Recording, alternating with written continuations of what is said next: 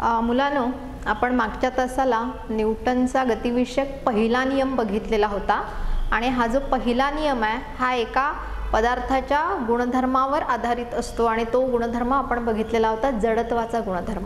आणि त्या जडत्वाच्या गुणधर्मावर आधारित एक दोन उदाहरणं आपण इथं बघितलेली होती। अजून एक दोन उदाहरणं इथं आपण घेऊया। समजा जडत्वाचं पुढचं उदाहरण आपण घ्यायला गेलो, जे आपण नेहमी बघतो की आपण एखाद्या बसमधून प्रवास करतोय, बस गतिमान आहे आणि ब्रेक लागला तर आपण पुढे ढकललं जातो, किंवा बस स्थिर आहे आणि अचानकपणे बस सुरू केली तर आपण मागे ढकलले जातो, किंवा वळण आलं एखादं तर वळणावर जेव्हा बस वळते किंवा गाडी वळते तेव्हा त्याच्या उलट बाजूला आपण फेकले जातो किंवा आपण पडतो, हे आपल्याला दिसतं।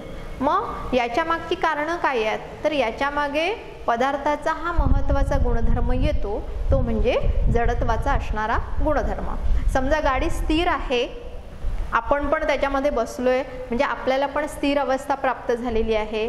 ड्रायव्हरनं गाडी चालू केली म्हणजे त्या गाडीला वेग प्राप्त झाला, त्यानं आपली स्थिती बदलली, पण आपण जे मूळ स्थिर अवस्थेमध्ये आहोत ती स्थिर अवस्था आपलं शरीर पटकन बदलण्याचा प्रयत्न करत नाही, म्हणजे विरोध करतं, ज्यालाच आपण जडत्वाचा गुणधर्म म्हणतो।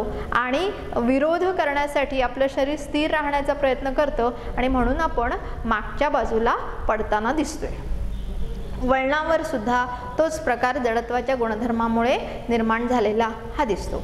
मग हे जे जडत्व आहे, हे जडत्व प्रत्येक वस्तूमध्ये सारखंच असतं का, याचा जर आपण विचार केला तर आपल्याला असं दिसून येतं की प्रत्येक वस्तूमध्ये जडत्व हे सारखंच नाही आहे। समजा एक दोन उदाहरणं इथं आपण घेतली की एखादा रिकामा डबा आहे आणि तो रिकामा डबा आपल्याला ढकलायचा आहे तर तो सहजपणे आपण ढकलू शकतो, पण त्याच डब्यामध्ये समजा आपण काही वस्तू भरल्या आणि आता तो डबा आपण ढकलण्याचा प्रयत्न केला तर मघाच इतक्या सहजपणे आपण तो डबा ढकलू शकणार नाही आहोत। एकच उदाहरण इथे येईल। समजा आपण दुसरं उदाहरण घेतलं की एखादी रेल्वे आगगाडी आहे आणि दुसरी ढकलगाडी आहे, तर ढकलगाडी आपण थोड्याशा बलानं आपण सहजपणे पुढं ढकलून नेऊ शकतोय, पण आगगाडीला जर तेवढंच बल आपण लावलं तर आगगाडी जागची हलणार सुद्धा नाही आहे। मग यावरून आपण काय सांगू शकतो, तर या वस्तूमध्ये असणारं जे जडत्व आहे ते जडत्व कशावर अवलंबून आहे, तर ते जे जडत्व आहे ते जडत्व त्या वस्तूच्या वस्तुमानावर अवलंबून आहे। मग जडत्व आणि वस्तुमान यांचा परस्परांशी संबंध काय आहे, तर कोणत्याही वस्तूचं वस्तुमान हे त्याच्या जडत्वाचं असणारं मापन असतं। वस्तुमान जर जास्त असेल तर जडत्व सुद्धा जास्त असणार आहे, वस्तुमान कमी असेल तर जडत्व सुद्धा कमी असणार आहे। त्यामुळे मघाशी जी उदाहरण आपण घेतली की ढकलगाडी आहे, तिचं वस्तुमान कमी आहे त्यामुळे जडत्व कमी झालं, आपण सहजपणे ती ढकलू शकलो, किंवा आगगाडी आपण घेतली तर तिचं वस्तुमान जास्त असेल त्यामुळे जडत्व जास्त असेल आणि जडत्व जास्त असेल तर आपल्याला ती आगगाडी ढकलता येणार नाही। किंवा पुस्तकामध्ये दुसरं एक उदाहरण दिले, नाण्याचं उदाहरण आहे। 1 रुपयाचं नाणं आपण घेतलं आणि 5 रुपयाचं नाणं आपण घेतलं तर कोणामध्ये जडत्व जास्त असेल सांगा।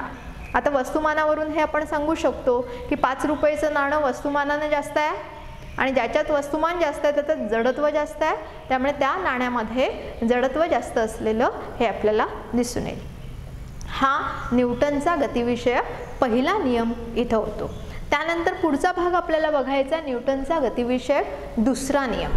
आता न्यूटनच्या गतिविषयक दुसऱ्या नियमामध्ये जर आपण घेतलं तर पहिल्या नियमामध्ये आपण बघितलं की जेव्हा एखाद्या वस्तूवर आपण असंतुलित बल लावतो तेव्हा त्या वस्तूला वेग प्राप्त होतो किंवा वेगामध्ये बदल होतो, आणि हा जो वेगामधला बदल आहे त्या वेगामधल्या बदलालाच आपण म्हणतो की त्या वस्तूमध्ये त्वरण निर्माण झालं। वेगातील बदल म्हणजेच त्वरण हे निर्माण होतं जेव्हा आपण असा असंतुलित बल लावत जातो तेव्हा त्वरण निर्माण झालेलं हे आपल्याला दिसतं। आता हे जे त्वरण आहे किंवा वेगामधला हा जो बदल आहे हा कसा आपण सांगू शकतो किंवा उदाहरणं कोणती आपण देऊ शकतो, की समजा आपण असं घेतलं की एखादा टेनिसचा बॉल आहे आणि तो बॉल आपण मारला किंवा कॅच केला आणि दुसरं आपण सांगू शकतो की एखादा क्रिकेटचा बॉल आहे आणि त्यालाही वेग प्राप्त झालेला आहे. तर दोन्हीही जेव्हा आपण फेकतो तेव्हा त्या दोघांच्या वेगामध्ये फरक असलेला किंवा अंतर कमी जास्त असलेले हे आपल्याला दिसतं.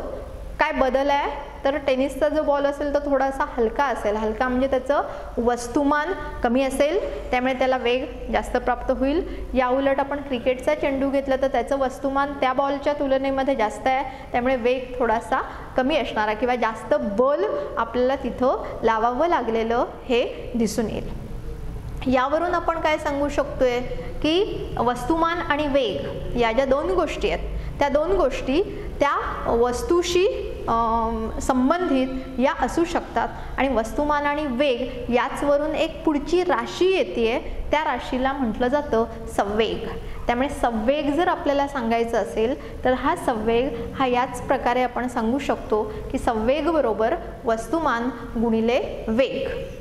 संवेगासाठी अक्षर आपण इथं घेतले p, वस्तुमानासाठी अक्षर घेतले m मास, वेगासाठी अक्षर घेतले v. त्यामुळे हे एक सूत्र आपल्याला इथं मिळतं की संवेग बरोबर वस्तुमान गुणिले वेग. संवेगाची व्याख्या जर आपल्याला सांगायची असेल तर ती याचनुसार सांगितली जाते की वस्तुमान आणि वेग यांच्या गुणाकाराला आपण संवेग म्हणतो.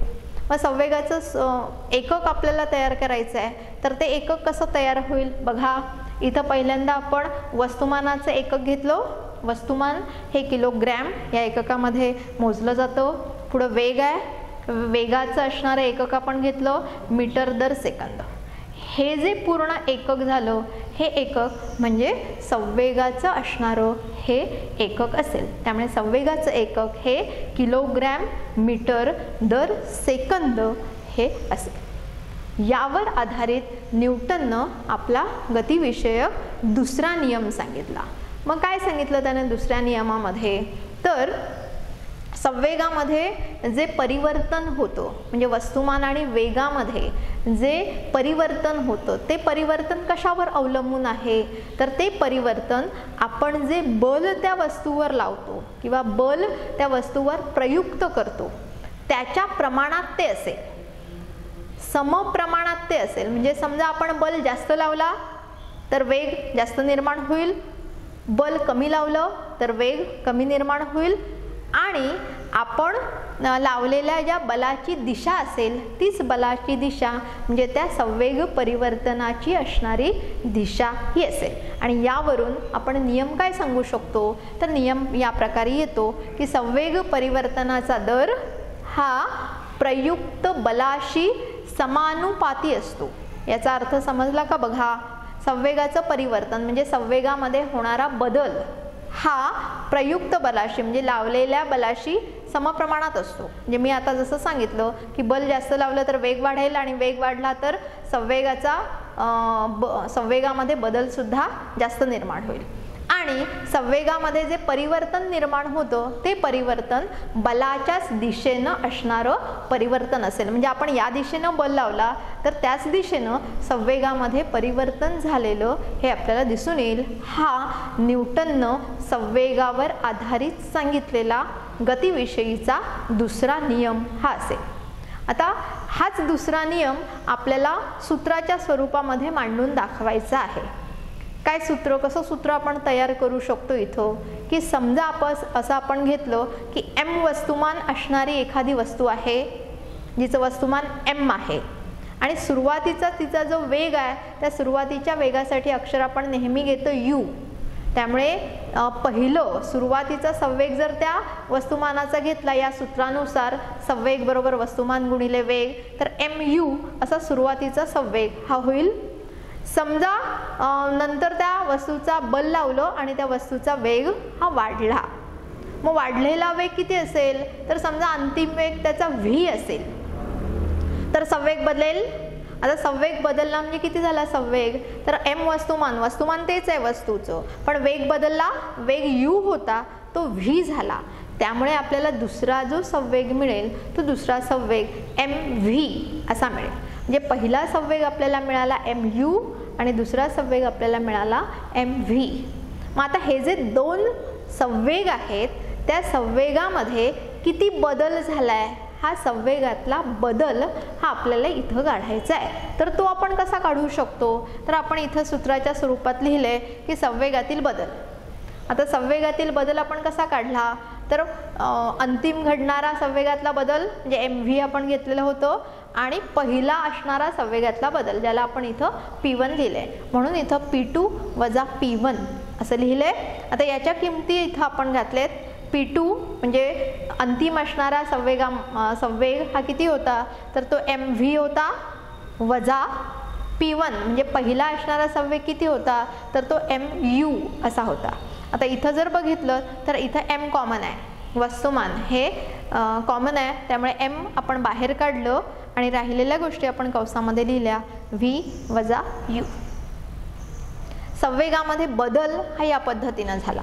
आता संवेगामधील या बदलाचा दर काढायचा आहे, म्हणजे वेळ इथं महत्त्वाची आहे. दर जेव्हा आपण घेतो तेव्हा एवढ्या वेळेमध्ये एवढा बदल घडला, 10 सेकंदामध्ये एवढा बदल घडला किंवा 15 सेकंदामध्ये एवढा बदल घडला, त्यामुळे दर हा इथं महत्त्वाचा आहे, तो वेळ ही इथं महत्त्वाची येते. आणि म्हणून आपण संवेग परिवर्तनाचा दर जर काढायला गेलो तर हेच सूत्र आपण पुन्हा असं लिहू शकतो. इथं आपण बदल घेतलाय mv वजा u, दर म्हणजे वेळ, त्यामुळे इथं t हे आपण इथं घेतले. संवेग परिवर्तनाचा दर हा या पद्धतीनं आपण लिहू शकतो.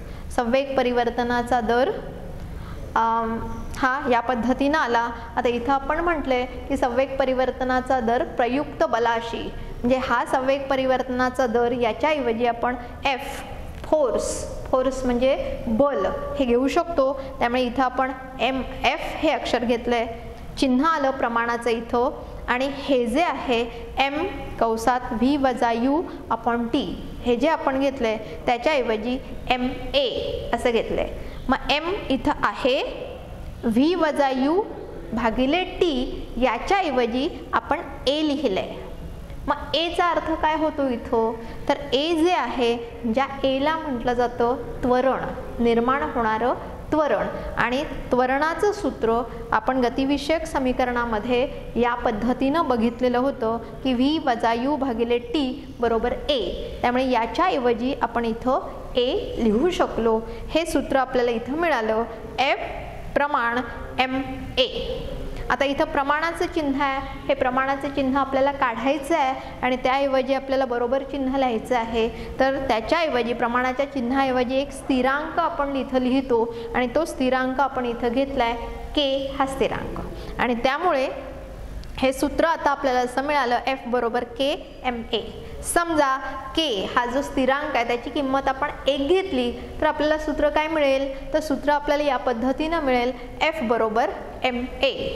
आणि हे जे सूत्र आहे हे सूत्र बल काढण्याचं सूत्र हे असेल की जे बल हे वस्तुमान आणि त्वरण याच्याशी संबंधित असणारं हे आपण काढू शकतो. आणि यावरून जर आपल्याला बलाचं, फोर्सचं एकक काढायचं असेल तर ते एकक कोणतं काढता येईल, तर मघाशी काढल्याप्रमाणे ही एकक आपण इथं घेऊ शकतो.